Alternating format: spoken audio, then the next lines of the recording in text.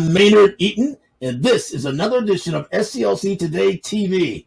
Our president and CEO is Dr. Charles Steele Jr. Dr. Steele, a big day with regard to voting rights. The U.S. Supreme Court denying an Arizona lawsuit, which some say in effect guts the Voting Rights Act. One of your major concerns.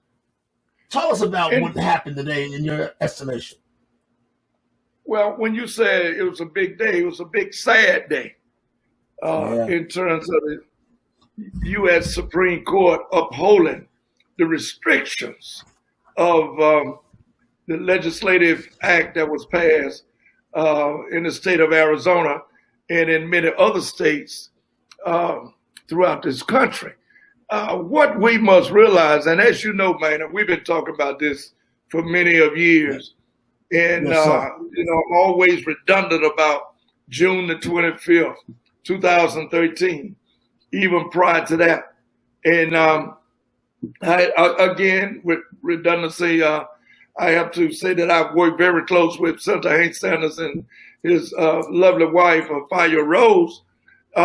This was 8-9 years ago. We saw this coming. And, God gives you the vision and the inspiration and the motivation to be ahead of the curve and let our people know what's going on. But nobody heard us. They were listening to a degree, but they didn't hear the in-depthness or the seriousness of what we were talking about. We were actually there protesting about what was taking place and what was going to take place all over this nation. America just lost credibility around the world in terms of being a great country, the institution of justice, of freedom. It's been disenfranchised around the world in terms of poor people and people of color. We didn't have nothing to really have a backbone measure to until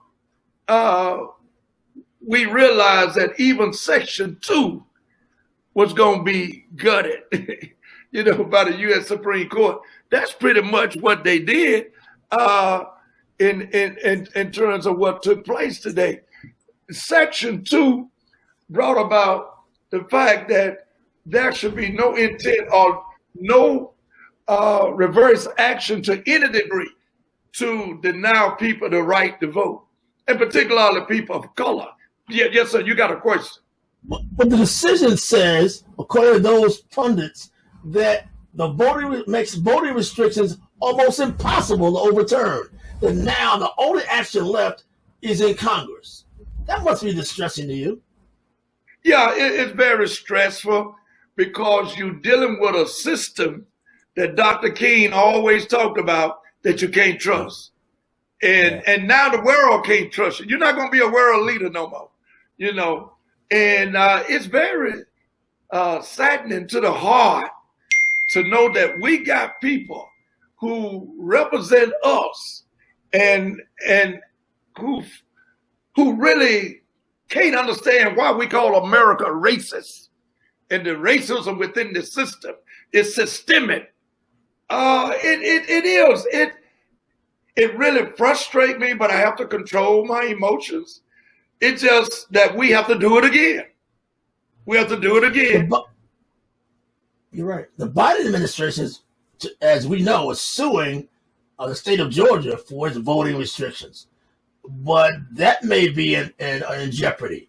And President Biden today said he's extremely disappointed and that democracy is on the line. That sounds awfully troubling, sir. To somebody in your seat. It does. Democracy is on the line.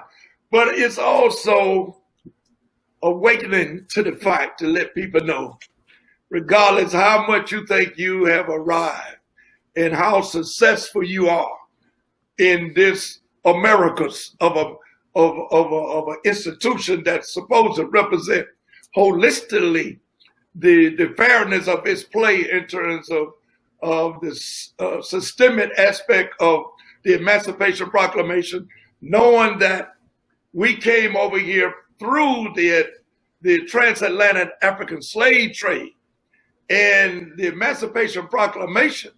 But Rutherford B. Hayes eliminated all of that when he cut a deal with the South, in terms of creating the tie breaking of the electoral college vote during those days that he was running for president during Jim Crow era. And that set us back, just like we being set back again today. We were set back because he cut a deal with the South to maintain slavery to a large degree, and they call it Jim Crow. But we were working for nothing. So that's what America wants African American people of color and poor folks to continue to do, is to work for nothing. And people need to call it what it is. When I hear somebody say America is not racist, it really disturbs me.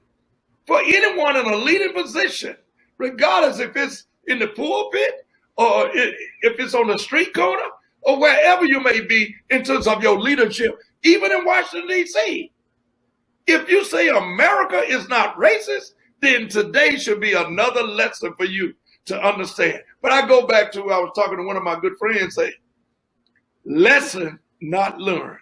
And that's sad to say, that we're going through all of this struggle, but lesson not learned.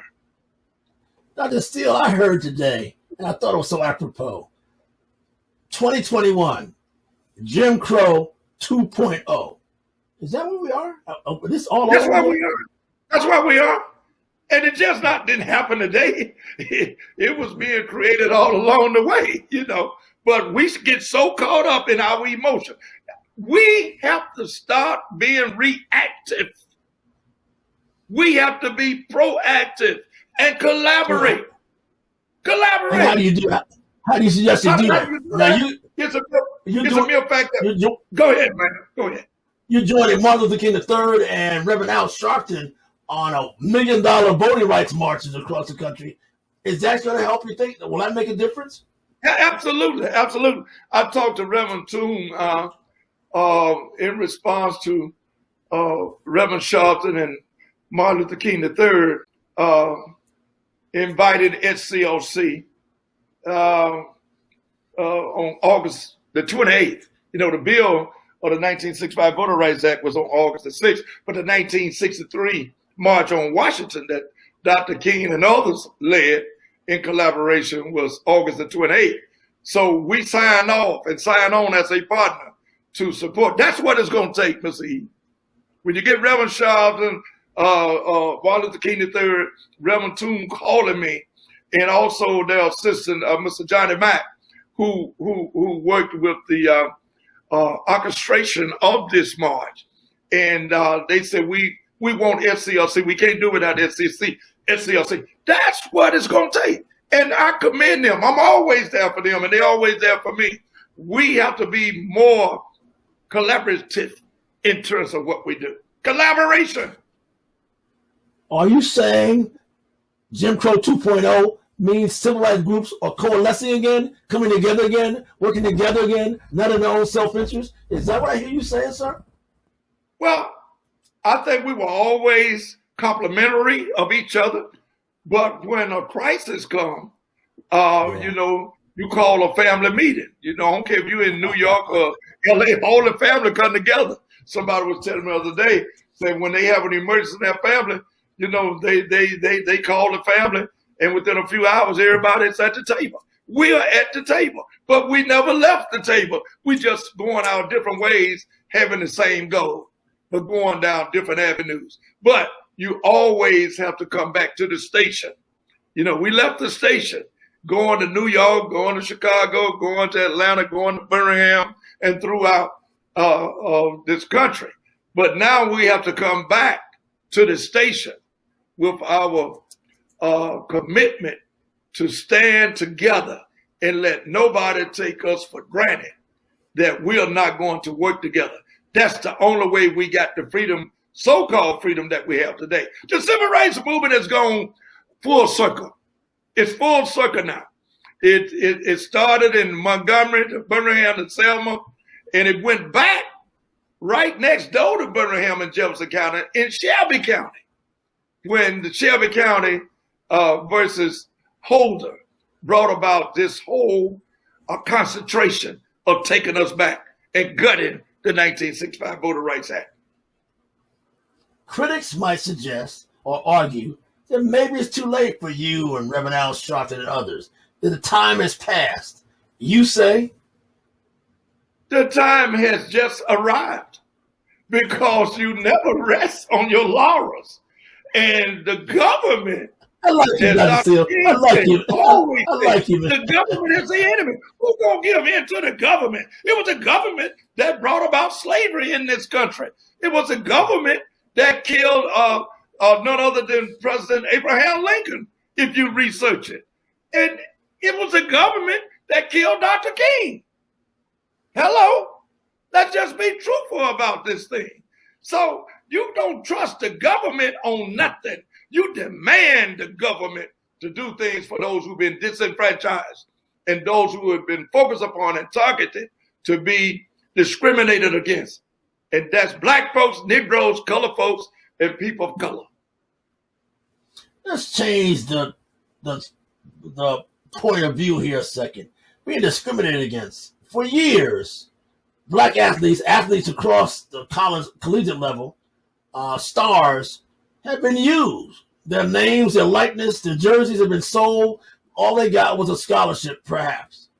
That's changed now. They can profit from their celebrity. That's an emancipating sort of decision, is it not? Dr. Steele, for athletes across the country? God knows that I think all athletes should get whatever they can get, because they put it on the line and they entertain us. You know, it's a space, a big space, to have athletic competition. Because what I do with athletics, in my young years, in my still young years, as a growing elder in the community, what I do with athletics, I relate it to society. When you get tackled and when you get knocked down, and when you get knocked out of bounds, or you break a bone or a leg, I like what Devin Booker said, that his father told him about his experience being an athlete. You got to have a short memory. You can't let it get you down. You got to have a short memory that Jim Crow is trying to take over the systemic oppression of people of color and poor folks, as it has done for many of years since it's been a country. But you got to have a short memory of the struggle and get back on the field and go for a touchdown. You can't say, oh man, we did this 100 years ago, 150. So many of our young folks don't want to hear the history. They don't want to hear the history of the struggle. See, Jews are taught never to forget. We are taught never to know. And it's undemocratic not to teach African-American history and the transatlantic African slave trade. Who are you trying to fool, America? What you trying to hide? You got to be healed from racism. I was in a barbershop today, and I want to ask you this. Are you ever disturbed by the theater of sports? Athletes, mostly black, in the Coliseum, people cheering and waving. We're looking down on us at basketball arenas, football arenas, in the Coliseum. That harkens back to days of old. Did you ask me, am I fearful of the black athletes? Yeah, I'm just saying, are you concerned about how that still harkens back to theater of the whole athletic outlook, the way we look at athletes in a Coliseum? Well, I think most athletes, in particular the black, at this juncture in our society, I think they are more sensitive to the needs of African Americans and poor people than ever before. I'm impressed with most athletes. Most of them are articulate. They understand the issues. And let me just go back to Doc Rivers, who's a former player himself in the NBA, but also currently he's coach of the Philadelphia 76ers. He said, all these years, we have loved America, but America has never loved us back. I think that says a lot. That came from the coach, player of the NBA, Doc Rivers. There were those who criticized the likes of some NBA players like the stars who say they complain too much and make too much. Would you say that's nothing new? That athletes, a core of black athletes, have always spoke out on social issues. Yeah, it's nothing new. I think about none other than Jim Brown, Night Train Lane, whom I knew personally out of Detroit Lions. You're talking about Bill Russell, Muhammad Ali. Oh, come on, man, come on. And there are many others that have spoken out and called racism what it is. The NFL is one of the most racist industry in the country. When you say that the cognitive skills of black athletes are less than Caucasians or white athletes, how racist can you be? That was the NFL, the National Football League. And dealing with concussions, when they said they don't give the same compensation, very seldom would they give compensation to ex-black football players because of their dementia or whatever the mental illness might be, or physical condition may be, because they said it was a difference, and that was the NFL, the National Football League. But thank God, there were some scientists that came out in April, and they justified the fact that you cannot say this, NFL, and you owe an apology to black athletes in the NFL. And they did. But the scientists came out and said, there's no difference. You got to pay up. 99.9% of DNA, we are the same. Dr. Steele, as a national leader, I know you're a civil rights leader, but you're also a leader across the board. Bill Cosby, your thoughts? Was he vindicated? Is he innocent? Was he tricked to go to jail? National leader, what say you? I like the way you asked that. And I don't back up from the tough questions. It goes back again to the fact that you have to look at both sides. And let me say from the jump, I'm very sympathetic. I have a wife and two daughters, and two granddaughters, and two grandsons. And let me just say from the fact, those who were victimized and those who consider themselves being victimized, I have a strong heart feeling for them, and God bless them in the best for them. But I'm also saying that in terms of the government and the legal ramifications, also you have to take that into consideration. And I'll close with that. There's controversy, though, but then there's always controversy around black notables. Is that correct? Absolutely. Always controversy.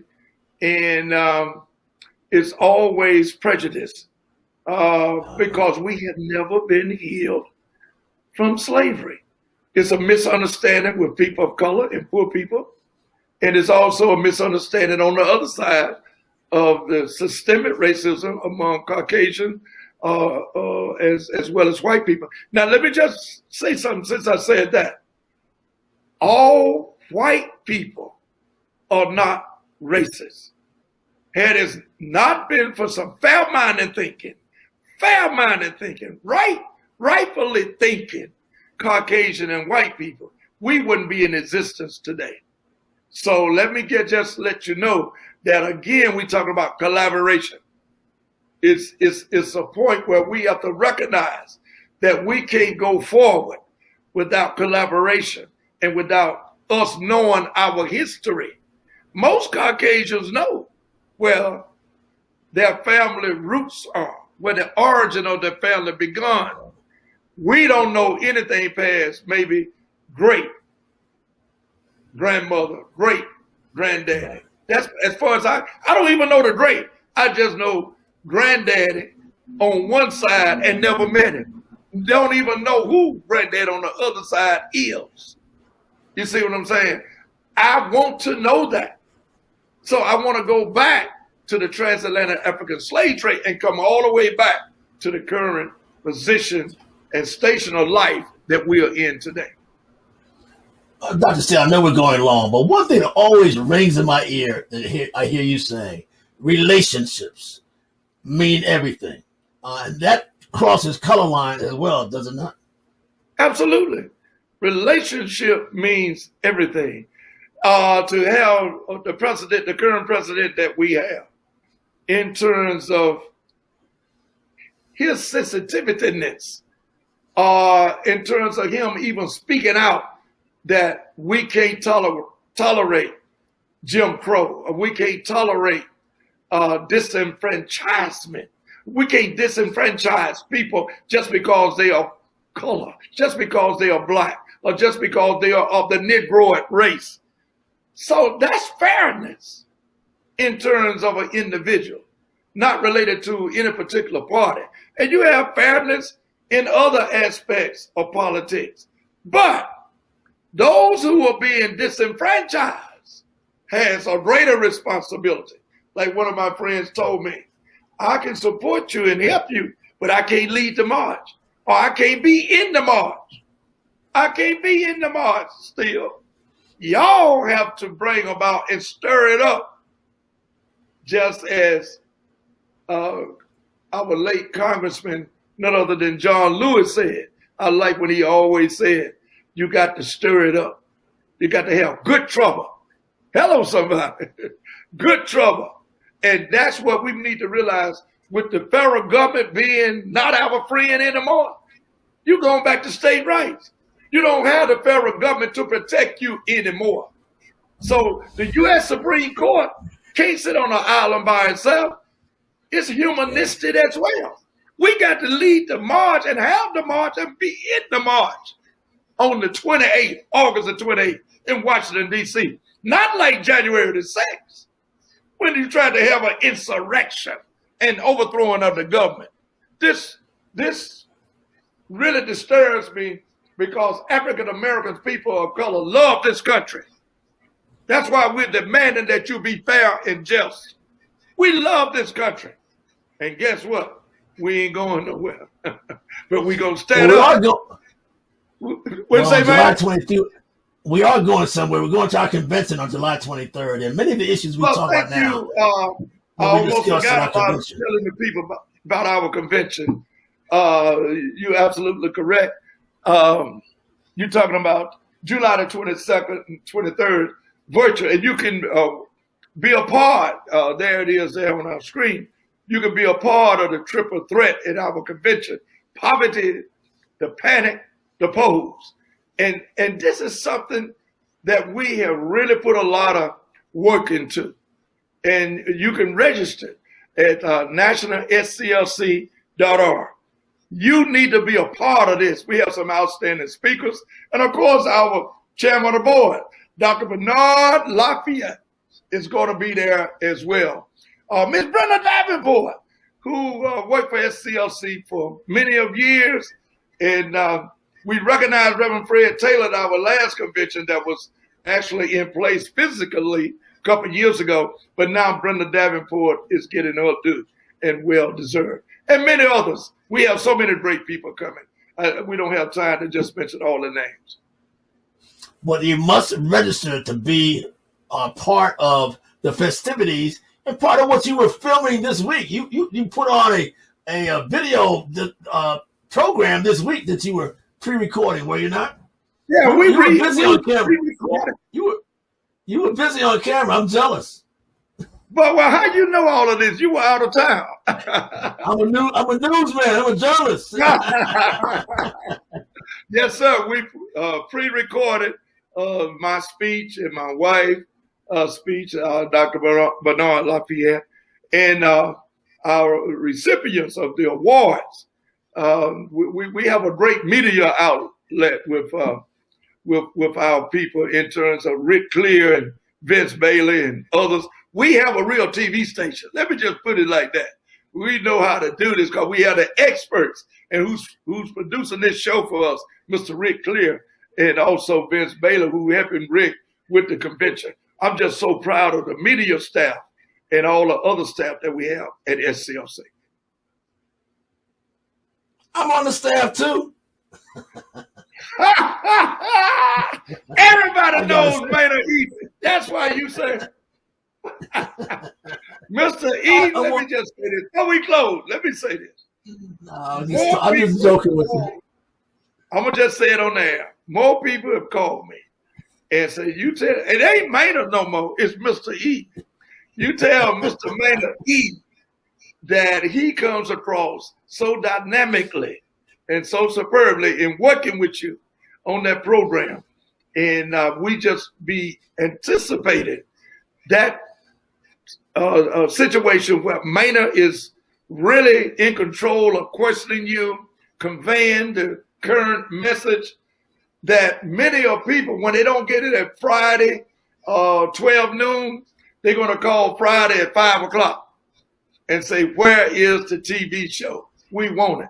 But Maynard, they gave you all of your kudos, your accolades, and your superbness in being a journalist, your journalistic expertise. You owe me a check, sir, and all you've done for all these years.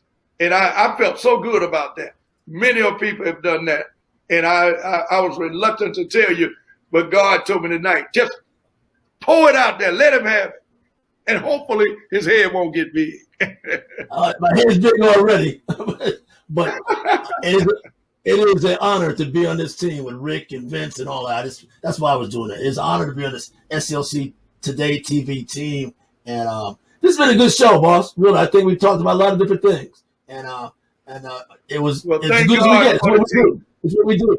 It's what we do. Thank God for the Ladies team. and gentlemen, Godspeed. This has been SCLC Today TV, a good one. I'm Maynard Eaton, and of course, our president, Dr. Charles Steele Jr. See you next week.